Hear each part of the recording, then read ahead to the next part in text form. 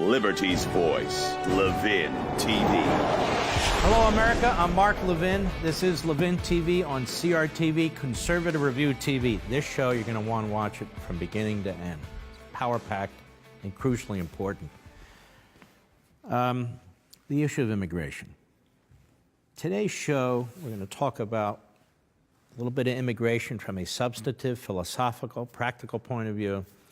And then we're going to talk about the S-storm that's been going on out there, which is the nature of modern politics. We have basically a very weak crop of politicians who are intentionally managing the decline of America. That's what's taking place. We have a Democrat Party that isn't interested in fundamentally transforming America as they are interested in fundamentally destroying America. And they're doing a hell of a job.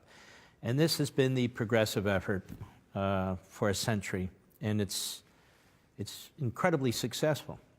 Look at the various aspects of our culture and society. Is there an institution in this society that hasn't been or isn't being devoured by the progressive left? I can't think of one. Football, our school system, media, obviously Hollywood, you name it. So let's focus on immigration for a moment. I have played on the radio, those of you who listen to my radio show, several times. We found an audio of former Governor Dick Lamb, Democrat liberal of Colorado, from over a decade ago. And he was at an event, and what he said, I thought, having read it first, and then we dug and dug and dug and found it, was exceptional. Exceptional for its courage and exceptional for its prescience.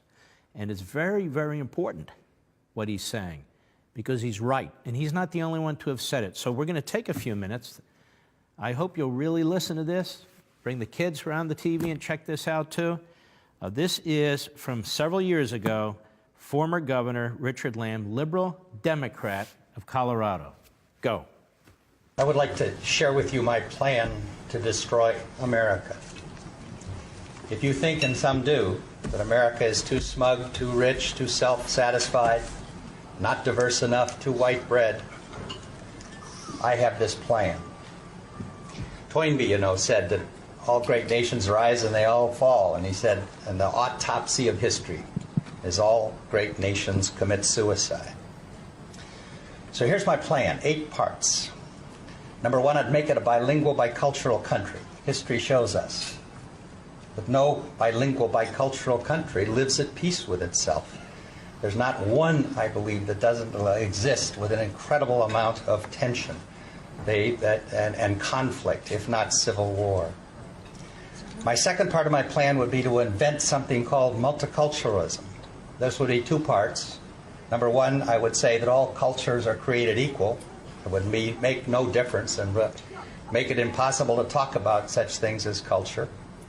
And the second one is that I would really try very hard to make people continue their cultural identity. I would replace the melting pot with the salad bowl. My third part of my plan would be to make the fastest growing demographic group in that country the least educated. I would add a second underclass to the first underclass, unassimilated, undereducated, antagonistic, and then I'd have 50% of them drop out of school, not graduate from high school. The fourth part of my plan would be to get the big foundations to fund, and big business to fund these efforts with lots of money. I would invest in ethnic identity and victimology. I would get them to think about their lack of success was only the fault of the majority. I would start a grievance industry. The fifth part of my plan is I would develop dual citizenship. I would promise people actually divided loyalties, allow them to vote for both Vicente Fox and George Bush. The sixth part, and this is important, I would place all of these subjects off limits. I would make it taboo to talk about, actually, or criticize this whole thing. I would make it come up with a word like heretic used to be 200 years ago. Let's say we'd call it racist. And I would try to accuse anybody of this that would object to my ideas. My seventh part, then, I would make it impossible to enforce our immigration laws. I would develop a mantra, let's call it this, that Because immigration has been good in the past for America, it will continue to be good in the future. My eighth and last part, and it's important, is I would censor this book. This man is dangerous. He's on to my plan. Don't read this book. Well, the plan's in place. That's obvious. That's what's taking place in this country. You know, a gentleman who used to live next door to me was a wonderful gentleman. He passed away a little less than a year and a half ago, and I do miss him. His name is Bill. And when I would walk my dog Barney out there and he'd be walking his dog, we would bump into each other and we would chat about things. And he gave me this book. He said, I want you to read this book. He lent it to me. And I finished reading it. It was very, very important. It's not very long, you can see. And I knocked on his door to give it back to him. He said, no, actually, I want you to keep it. And he passed away shortly thereafter. And he's just a wonderful man. The Disuniting of America, Reflections on a Multicultural Society by Arthur M. Schlesinger, Jr. Does that name ring a bell with anybody? Arthur M. Schlesinger, Jr., the son of Arthur M. Schlesinger. His father was a noted historian, I believe from Harvard, and Jr., no question, was also a noted historian from Harvard, and he was a top advisor to Adlai Stevenson, but even more, to John Kennedy. Ever hear the book Profiles in Courage? Well, one of the people involved in writing that book was Arthur M. Schlesinger, Jr., not the only one, but one of them. And so his liberal credentials are unassailable, or were. He's passed away as well. And I want to read you something from this book that my neighbor gave to me on the Disuniting of America. Pressed too far, the cult of ethnicity has had bad consequences, too. The new ethnic gospel rejects the unifying vision of individuals from all nations melded into a new race. Its underlying philosophy is that America is not a nation of individuals at all, but a nation of groups. That ethnicity is the defining experience for most Americans.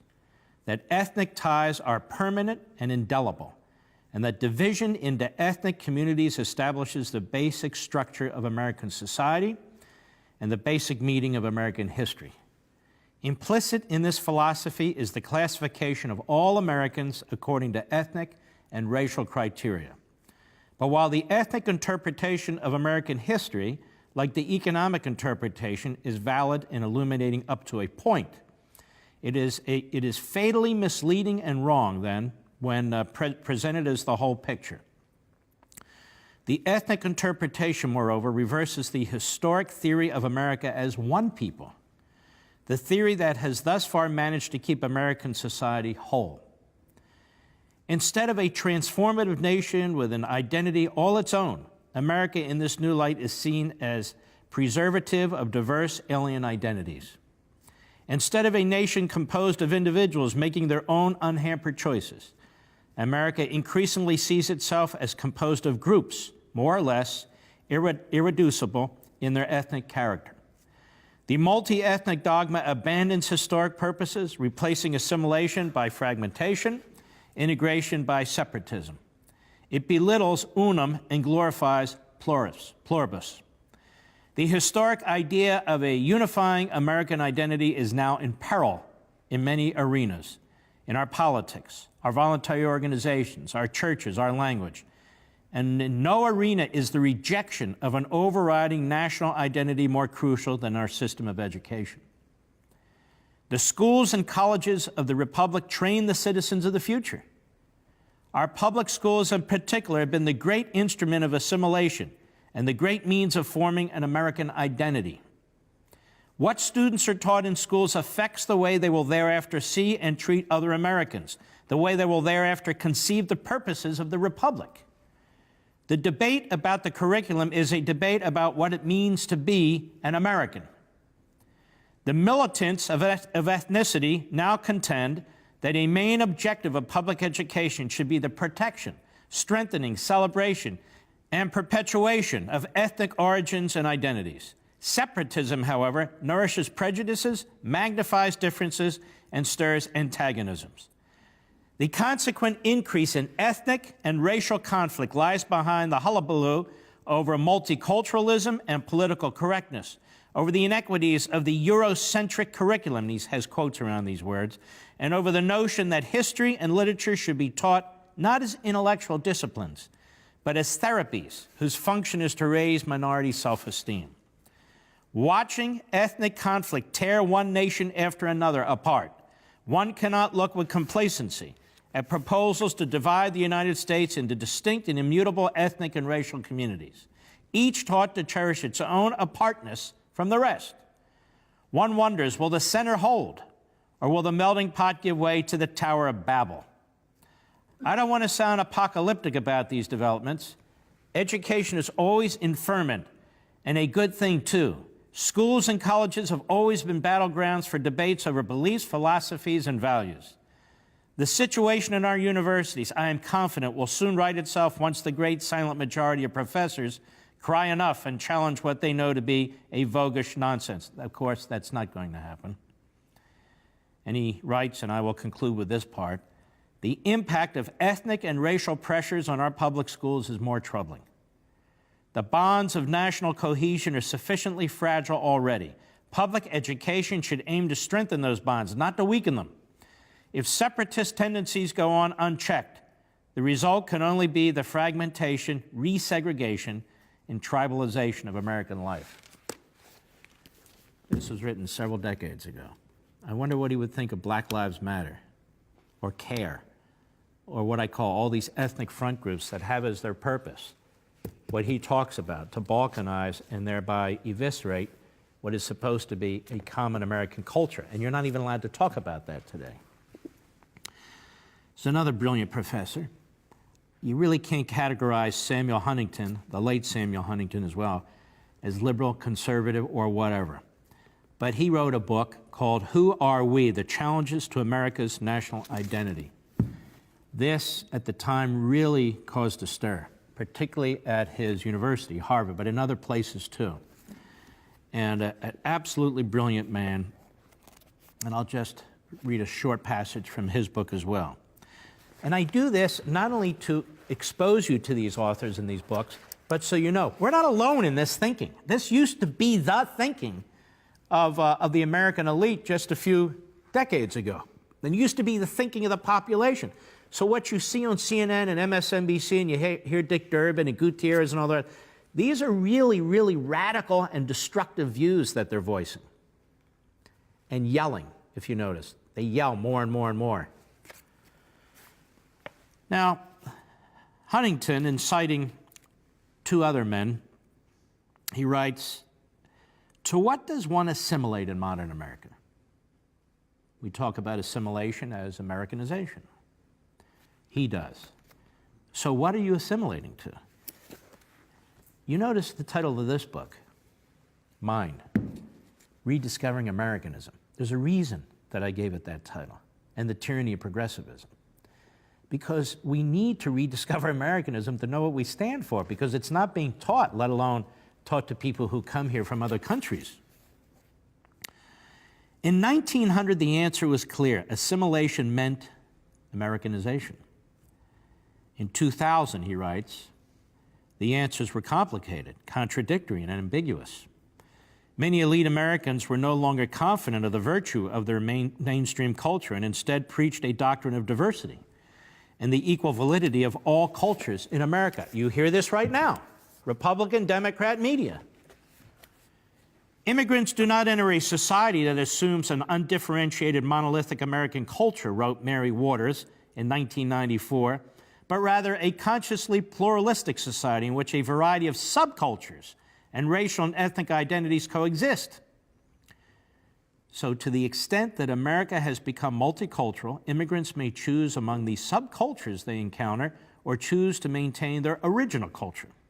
They may assimilate into American culture without assimilating the core American culture.